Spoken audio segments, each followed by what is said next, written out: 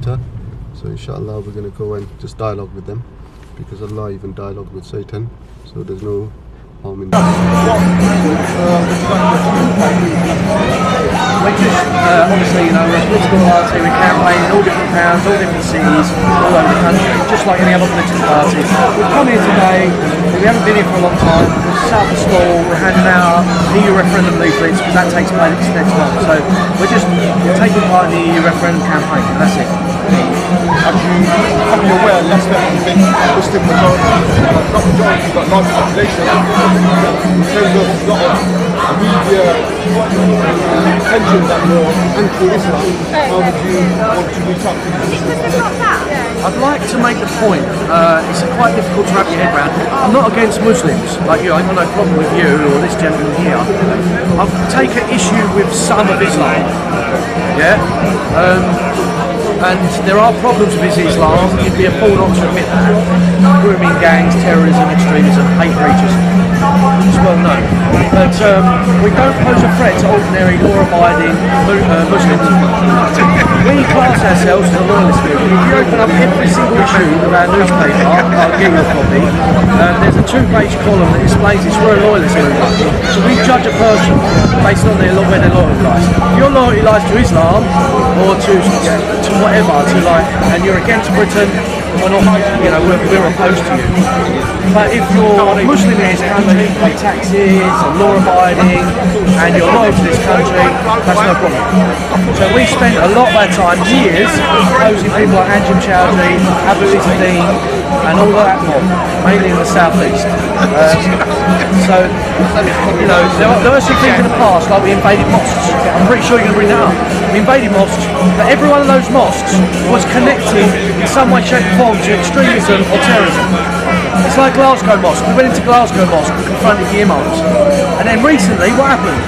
It was exposed one of the imams there was preaching from the lectern, talking about terrorism or jihad or something like that. So that we do it as a way of pressuring extremism. Regarding, like you said, the grooming gangs and terrorists, majority of Muslims would separate themselves, because Islam is against obviously any kind of grooming, any kind of terrorism. Like obviously in Christianity we have crusaders. In the name of Christianity they went to kill everyone. So that was the time. Unfortunately the Muslims are going through a similar situation. But the majority of Muslims in this country, and myself, but the government as well, are against terrorism, against grooming gangs. And I think it's more of an ignorance in Islam itself. I've read the Quran, I've read a lot of the hadiths, I've researched extensively. I'm not just like your EDL Moore who with a can of Stella in his hand talks rubbish, right? I understand Islam, I know Islamic history. And for 4 centuries before the Crusades, which you brought up there was Muslim aggression against Christendom, invasions. What was then the Byzantine Empire, Palestine, Syria, and these were Christian kingdoms at that time. North Africa, through to Spain. That all happened before the Crusades. 4 centuries of what we call Muslim aggression before the Crusades. But you know, talk about grooming gangs. Yes, there's paedophiles in every religion. We would hang the lot of them. Every single person, no matter what background, who grooms a child, has a sexual relationship with a child, will be strung up from the neck in town centres. Yes, that's not a problem. But I think there is a big problem within the Islamic community. And I'm not chucking the blame, I'm not trying to antagonise you or anything, I'm not. But there is a big problem of Muslim grooming gangs in the West or in Christianity. Our civilization is built on Christianity. We've always... Racist God! Can I get white people to do it? Racist God! Silly white people. It's the problem. Do you know who we hate, right? I'll make this point right now. Do you know who we really hate? It's white liberals. Like that. Because you don't get them in your community. You don't get them in any community. People like that. They're so brainwashed and they're against their own people. They're idiots. But what my advice to the Muslim community is that if you can sit down with true Islamic scholars, which we have a real dialogue. I'm not an Islamic scholar. Sit down with them, and obviously you have certain misconceptions which you think are wrong with Islam, and surely they can make you understand. Yeah, but we done that with Tommy Robinson, didn't we?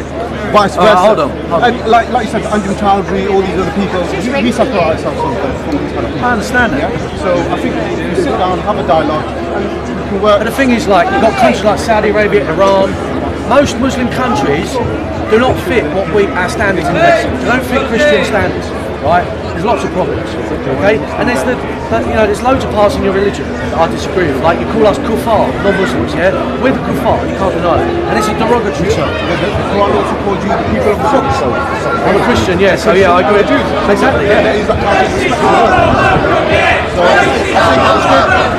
We're down to dialogue, so we're okay with that, because I think when it comes to, obviously, the That was I'll say it now. When we went into the mosques, it was years ago, and we did it for a very short time to a few mosques that had extremist links. That's it. We've never been into a mosque since, and I forbid our activists from going in mosques.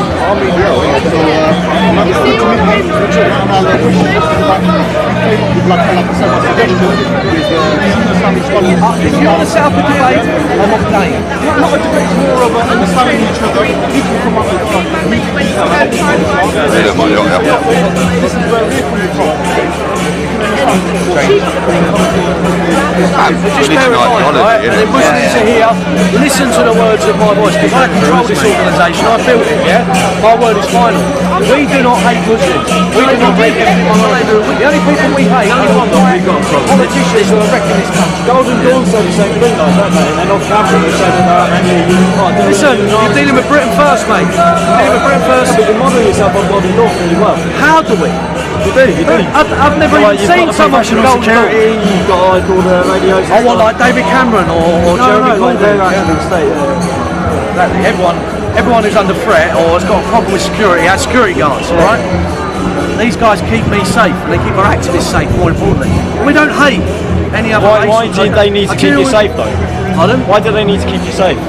Because trash like that over there, who I've got on camera by it, I called them anti-British and they went, yeah, I'm proud.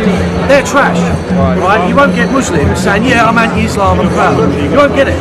It's a white problem. All the problems in this country are white people. All the government's white. There's one Muslim in the government, Javid, or something. So your answer is to like have more Muslim representation in government. But why did you turn your back on Sadiq Khan the other week then? When he got Because you couldn't stand to see a white someone who wasn't white. Because of all his connections to extremism and terrorists. He shakes hands with terrorists weeks before he's elected. He's a scumbag.